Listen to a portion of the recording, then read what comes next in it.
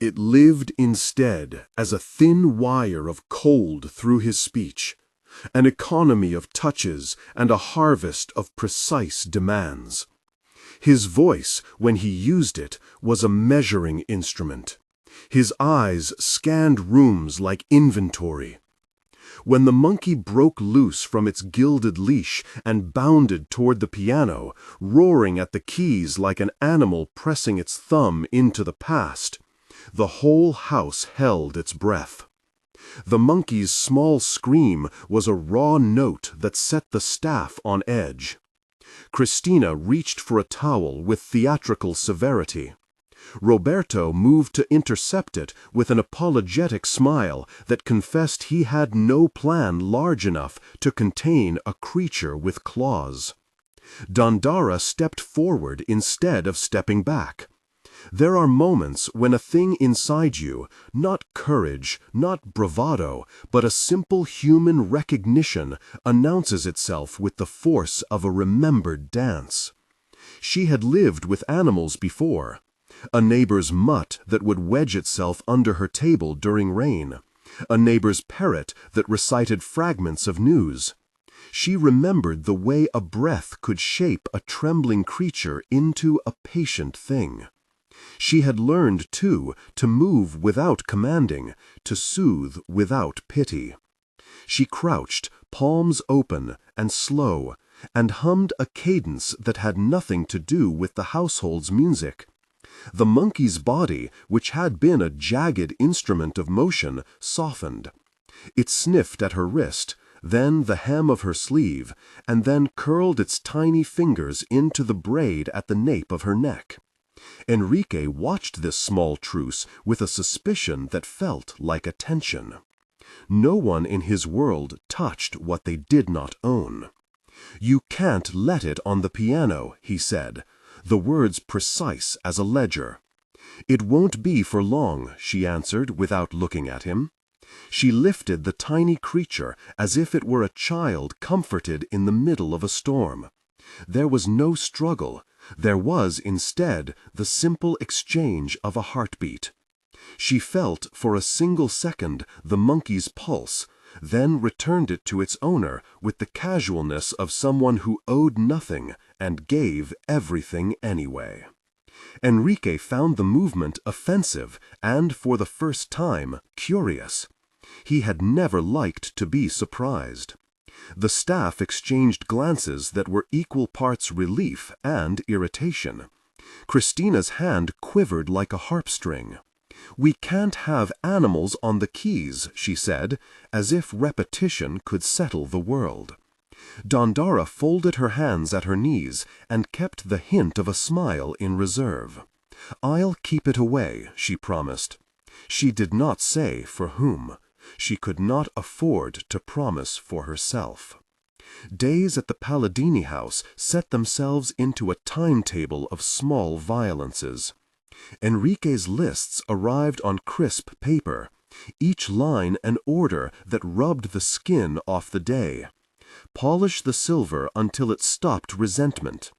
Arrange the library by the order he had invented, and punish any deviation with a curt remark.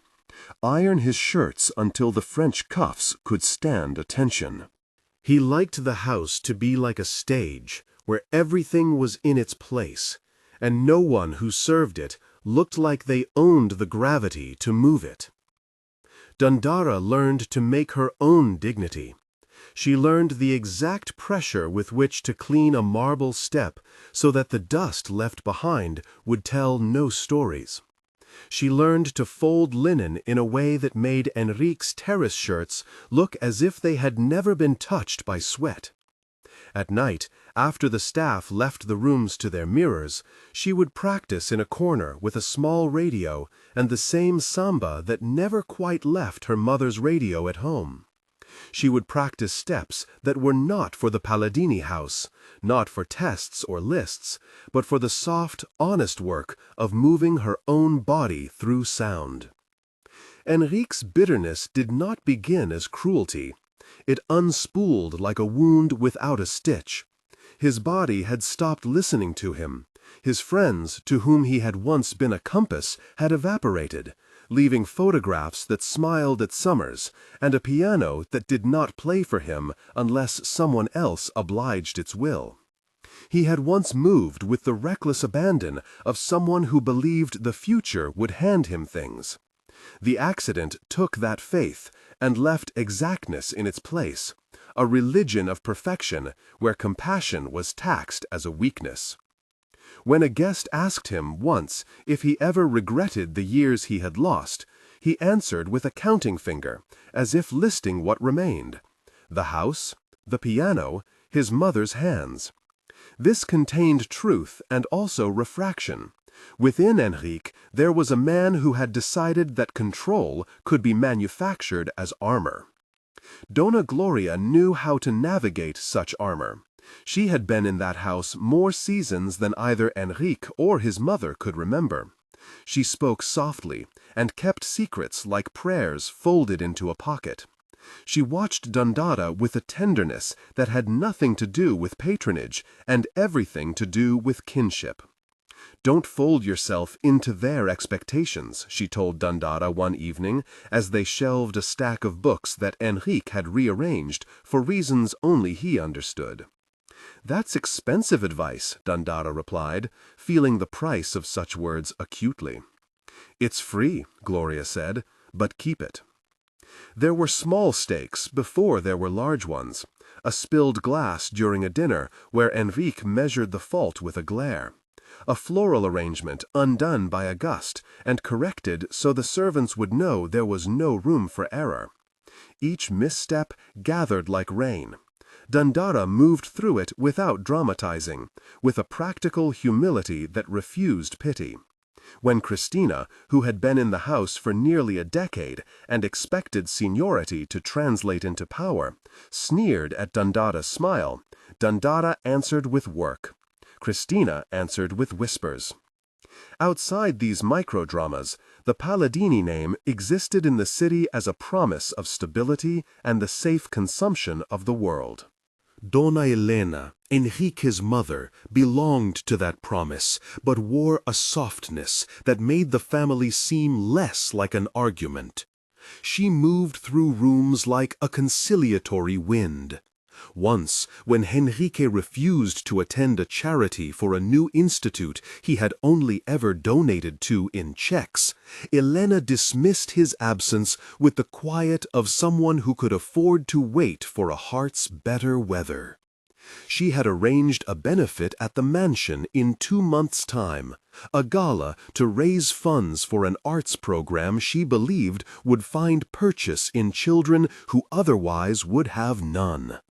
She imagined, stubbornly, a cross-section of things: wealth, cause, the chance that the world might tilt toward repair. Enrique's initial reaction to the gala was to delegate it, as if distance could control outcomes. "The staff will arrange it," he said, which meant the staff would do the labor of converting the house into something as public as it was private. But Dona Elena, who had seen gin and grief, was not impressed by delegation. "I want people to feel this house differently," she told him. "I want it to be more than cleaned silver." "And I want it to stay whole," Enrique said. He never explained to her that wholeness, for him, required the walls to keep out the parts of the world that smelled like decay. For him, opening the house felt like handing out the bones of privacy. The benefit became a hinge. It required the ballroom to become a stage, the library to be a gallery, the garden to be modernized into an area where donors could mingle. For Dandara, it became a way to pay for another month of medicine and the possibility, however thin, of the physiotherapy sessions she had heard of in the municipal clinic. For Cristina, the gala was a ladder, a chance to be seen by the right eyes and to secure a position that felt less precarious. For Enrique, it was a test of how much the house could withstand expansion without cracking. The weeks before the benefit let the household out of its habitual cadence and into a rehearsal of civility. The staff moved with a nervous choreography. Dandara found herself assigned to clean the ballroom every morning before the house dissolved into its usual life. The ballroom had ceilings that caught light like palms catching rain. It had curtains heavy enough to domesticate sound. It smelled of old perfume and wood polish, of leather and the memory of concerts that had never happened. One morning, while she was brushing the satin of a settee, she noticed a small dress slung over the back of a chair. It was a red dress, silk and narrow, as though it had been waiting patiently for someone who was braver than the house permitted. Dandara ran her fingers along the fabric and felt a strange lift inside the ribs, as if she had just touched an idea she had been circling for years. She had not allowed herself to want a dress. She kept desire small so that disappointment would not become a luxury she couldn't afford. Enrique watched her examine the dress from inside his study. He saw more than the motion of hands on fabric. He saw a posture that refused to be shy. It annoyed him. He had never considered that the staff might entertain private ornaments. But when he watched her fingers press into the silk, some part of him, the part that regretted what he had been, felt a fissure open. It was the beginning of something dangerous, noticing someone without the shield of command. There was a moment in that same week when small kindnesses began to leak through the walls. Roberto, who had a habit of humming while he cleaned, and who kept his past lives like spare keys in his back pocket, left the radio's small speaker on low when he knew Dandara was alone. Music makes people move differently. It confers permission to be less on guard. Dandara practiced there in the hush, bending her body into steps that were not showy but precise, a quiet conversation between skin and floor. She had learned to hide her dancing like contraband because to admit it in the house was to invite judgment. Yet the movement unfurled her like a letter given a chance to be read. Enrique, who had spent much of his life curating composure, found the sound of her steps like a discrepancy. He called her to the study one evening under the pretense of asking about the arrangement of books.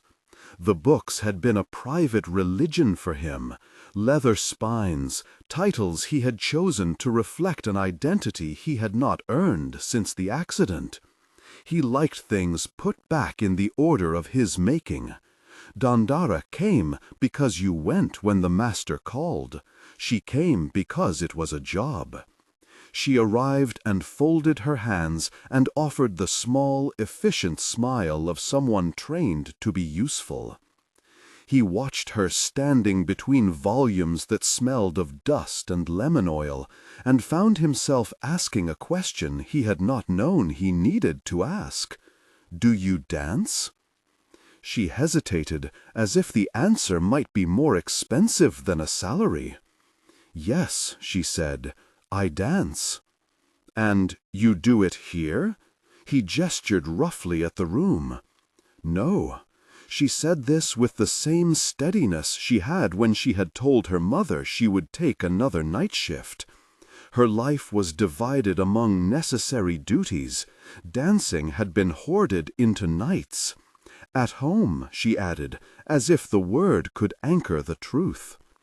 There was nothing in Enrique's automatic sympathy.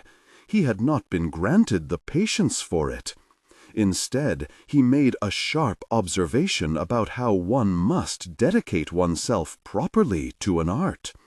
"Then why not here?" he asked. Dandara's first instinct was to lower her eyes, to fold her desire away.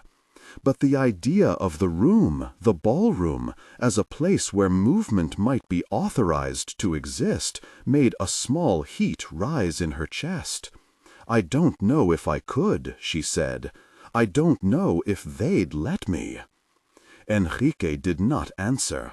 He was thinking about the way the house kept secrets, and how, oddly, he had allowed one to slip through his fingers.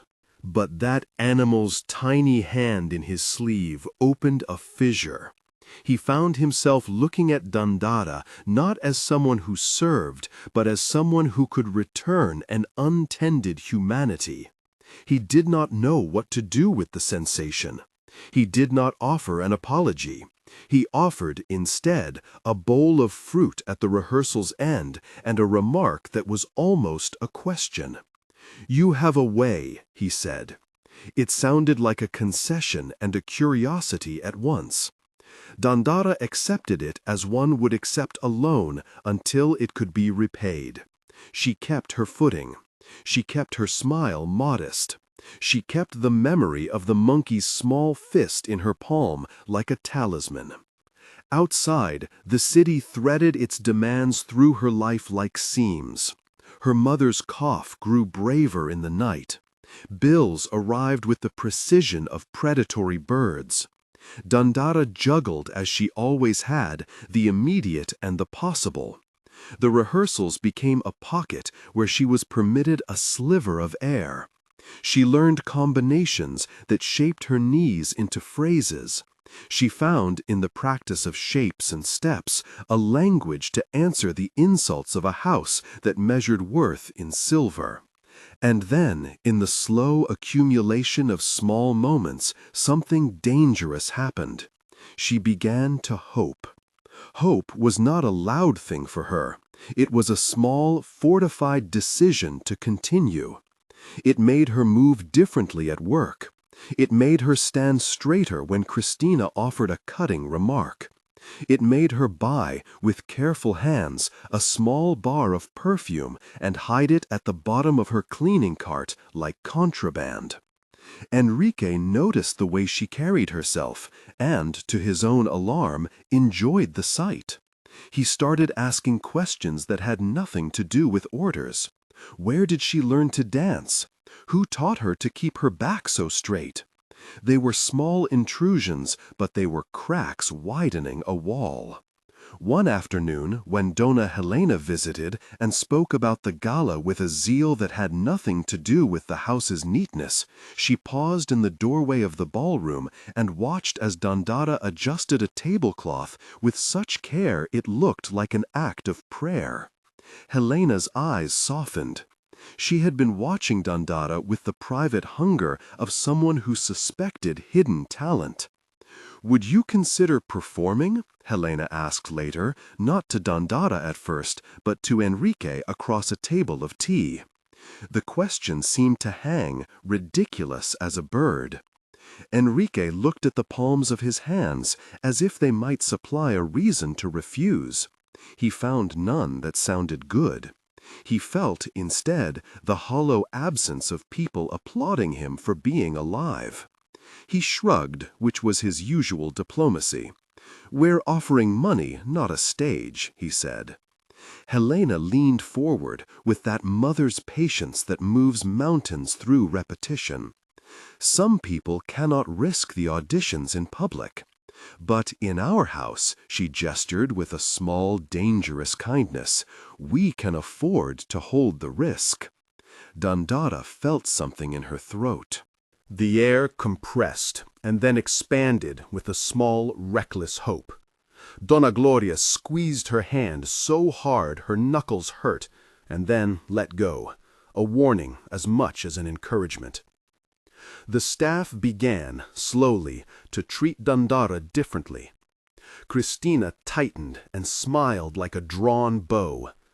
Roberto began to arrive earlier with the knowledge that often accompanies quiet loyalty. For Dandara, the opportunity to perform in a space that felt both monumental and domestic was terrifying and exhilarating. She practiced in secret, on the balcony above the bakery at night, on streets that had the city's twilight as a chorus.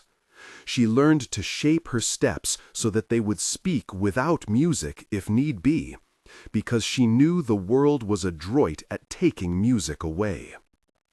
What none of them anticipated, least of all Dandara, was sabotage. It began as a rumor, a small leak. Someone with power in the social circle wanted a spectacle without risk. But spectacle implies control. Christina, for reasons that braided jealousy with fear of being invisible, had been heard to say that the staff were not to be center stage. She had friends, after all, who would prefer to keep things as they had always been. But the rumor that took the shape of sabotage was far darker. Music would be withheld. Whoever controlled the orchestra might vanish. Whoever promised chords might fail to deliver. The possibilities were endless and ugly, because they implied that the house itself could be used as an instrument of humiliation. Dandara heard the rumor as if a knife had passed close to her ribs. The rehearsals became an exercise in contingency. She trained with a radio tucked beneath her pillow, with recorded percussion beneath her feet, learning to make rhythm with a heel and a hand if the world insisted on silence. She kept her steps like a secret weapon.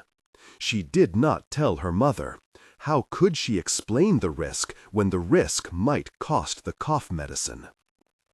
The night before the gala, the house smelled of wax and roses. The guests' invitations had been sent in heavy envelopes that promised the right sort of compassion. Enrique sat in his study, absently smoothing a photograph of a man whose smile he had once matched. He watched his mother move through the rooms with the fruit of a plan bearing gifts. He felt, under the steadying dullness of his day, a tension that resembled fear. He had never been good at unpredictability. He ordered the orchestra's shipment confirmed, the speakers double-checked. He could not imagine why anyone would sabotage such a thing in his house. He did not know that control can be a magnet for those who desire to teach lesson. Dandara that night stood before the red dress she had finally permitted herself to own, a borrowed glamour for one evening, pressed by Gloria and hung on a door like a promise. It was a bright, foolish thing to feel whole in the bowels of a house that existed to contain other people's needs. She folded the dress into a bag and held it to her chest like contraband. Outside, a truck unloaded crates. Inside, the Palladini house prepared its public face. None of them suspected that the real test would not be whether they could arrange crystal glasses or fluff cushions. It would be whether, in a room full of rich and polite people, a woman who had spent her life making other people's houses presentable would have to ask for her life to be heard. Dandara slept in snatches, the red dress on a chair, as if it, too, kept watch. Enrique did not sleep at all. He sat by his window and watched the city roll like an ocean full of lights. He toyed with the thought that maybe, just maybe, giving a stage to someone who was not himself could feel like a reparation. But he had been trained to distrust generosity that mattered. He was a man who had learned to categorize empathy as a weakness. Still, there was an uneasiness in him that was new, the anxiousness of someone who could not imagine being surprised into feeling. When morning came, the house moved like an animal that had been called to perform. Dandara dressed with hands that did not shake. She slid into the red dress as if she were stepping into something that might uncover her or reveal her.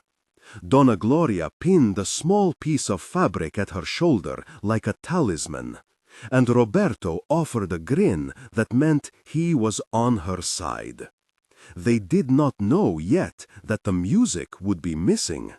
They did not know the silence would be a deliberate absence. They believed only in the small thing they could do, to show up.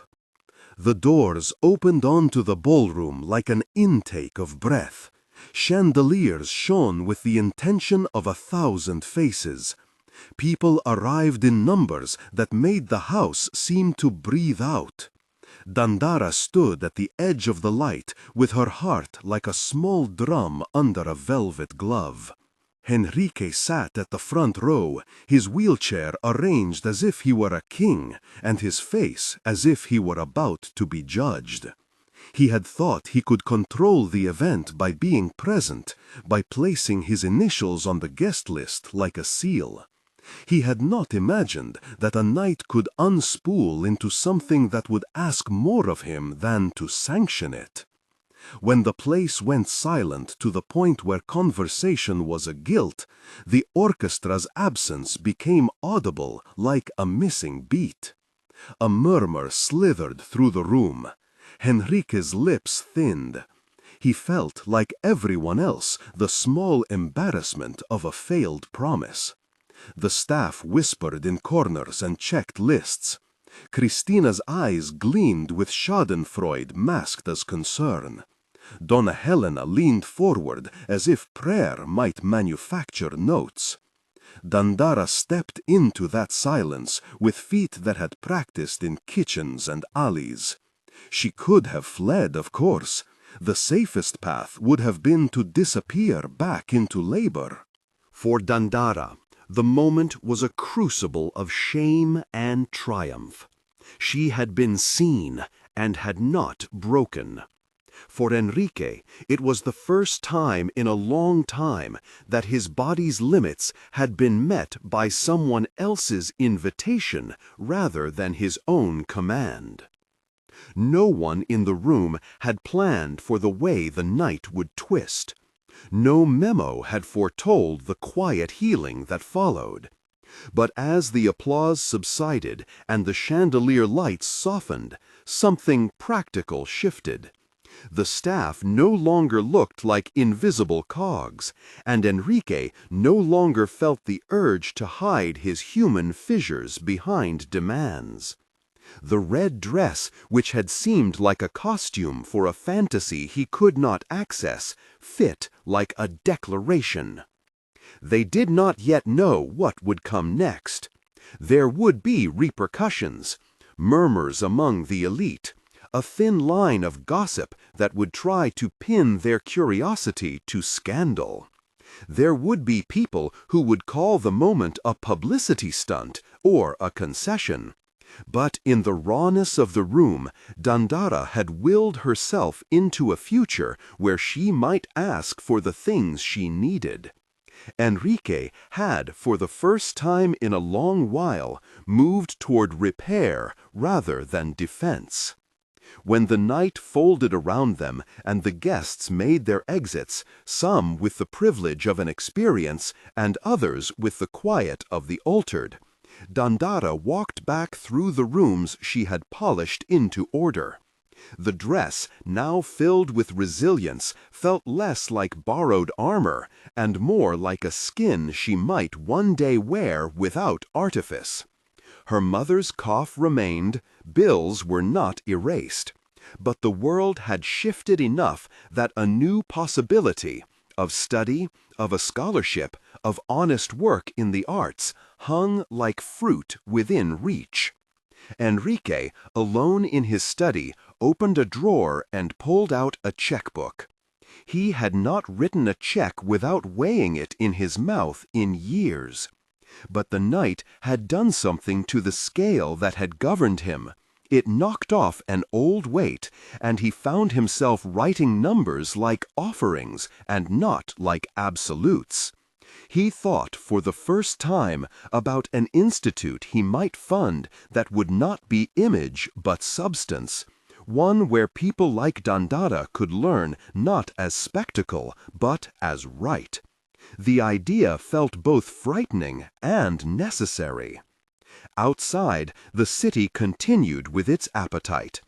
Inside, the staff gathered in a small kitchen and let themselves be fragile with each other for a moment. Donna Gloria poured coffee with hands that trembled not from age, but from emotion. Roberto laughed without the usual apology. Cristina, sulking and small, could not entirely conceal the fracture in her certainty.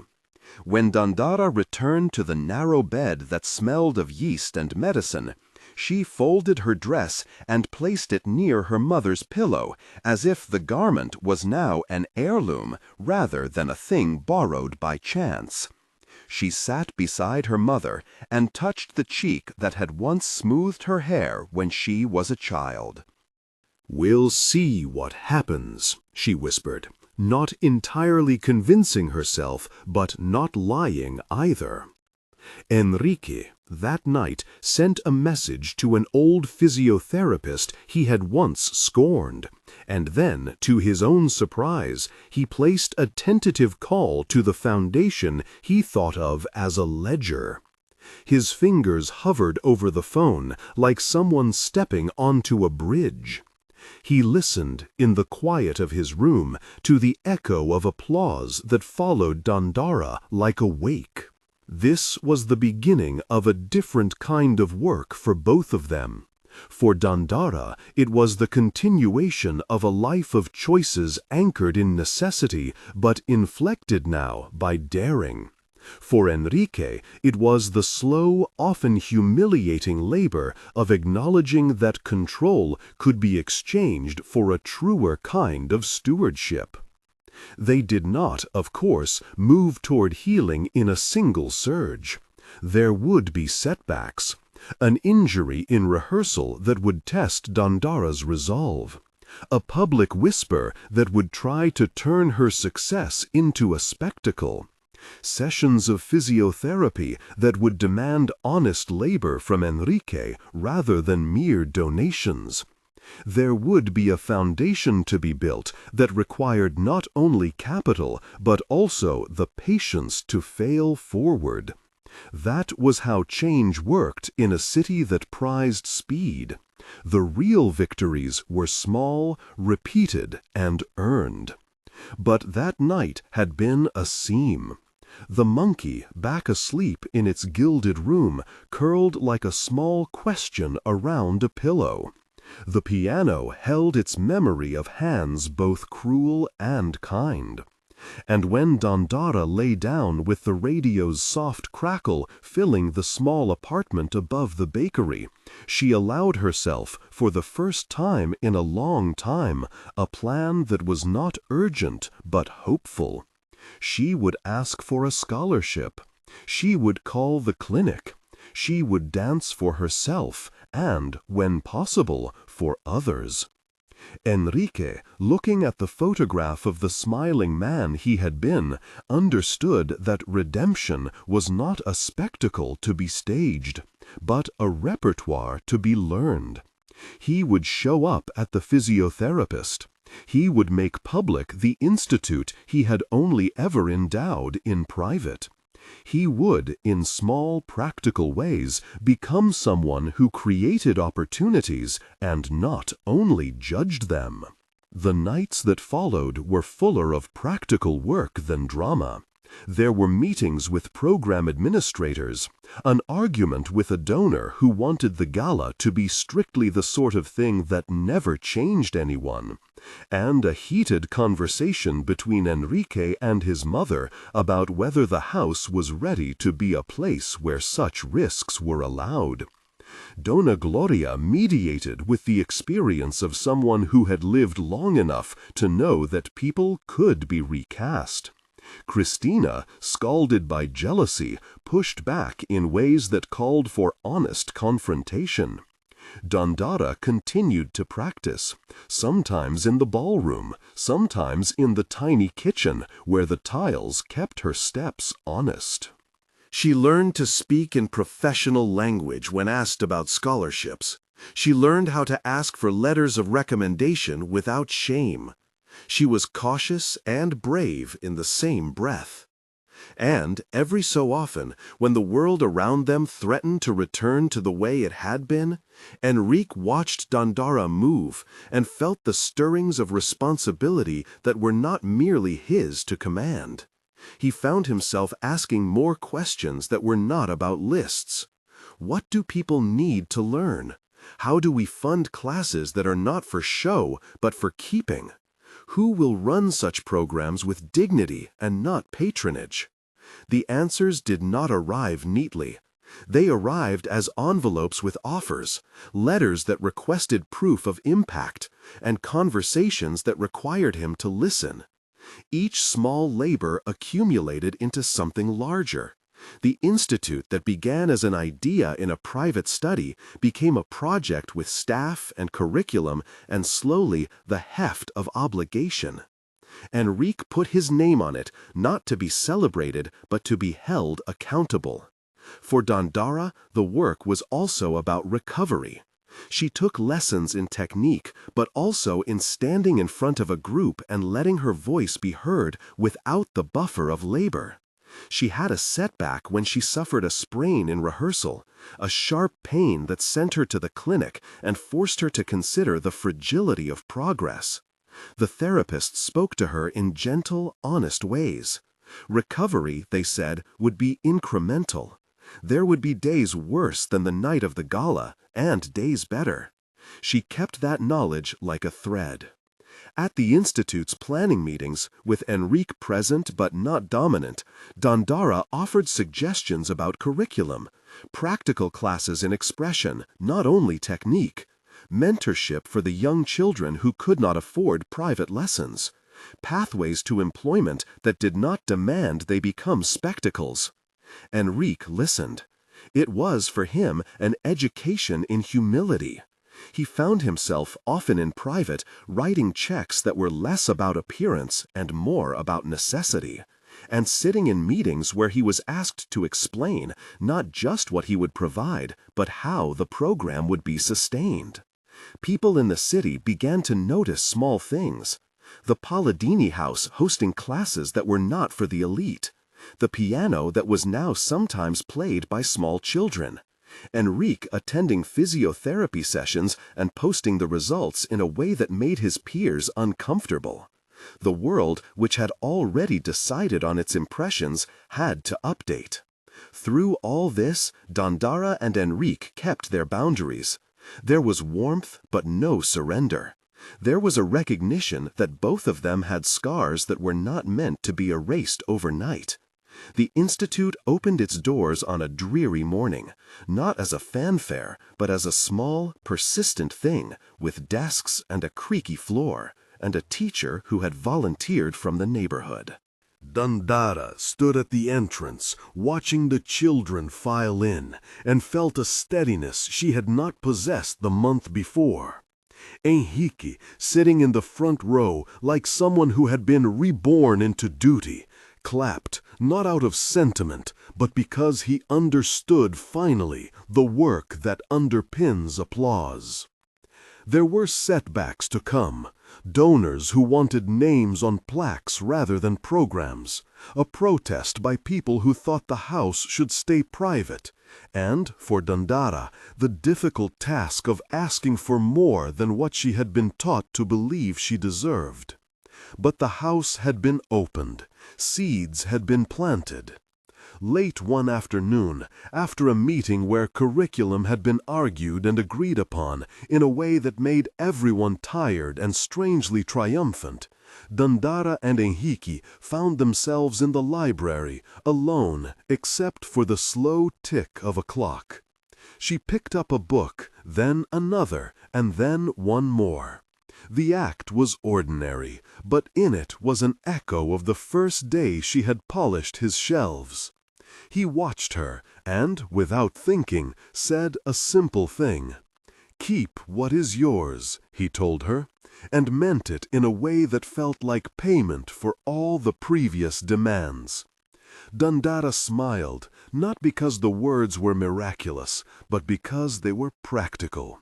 She had kept many things already, a dignity that could not be stolen by lists, a body that learned to tell a story without music, a love for a mother that asked for nothing but survival.